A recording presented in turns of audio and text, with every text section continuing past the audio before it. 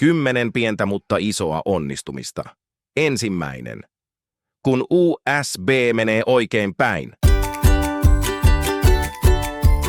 Toinen. Kun tuut bussipysäkille ja sun bussi tulee 10 sekunnin päästä. Kolmas. Kun illalla sun puhelin on syönyt vaan 5% akkuu.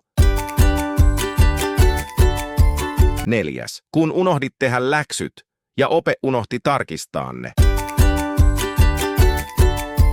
Viides. Kun YouTube-videossa ei tuu mainoksia. Kuudes. Kun osut roskikseen kaukaa. Seitsemäs. Heräät ja saat nukkua vielä. Kahdeksas. Kun saat tilattua tämän kanavan. Yhdeksäs. Kun avaat täydellisesti jonkun pussin. Ja 10. Kun löydät sen biisin, joka on soinut päässä koko päivän. Tilaa kanava tai oot epäonnekas.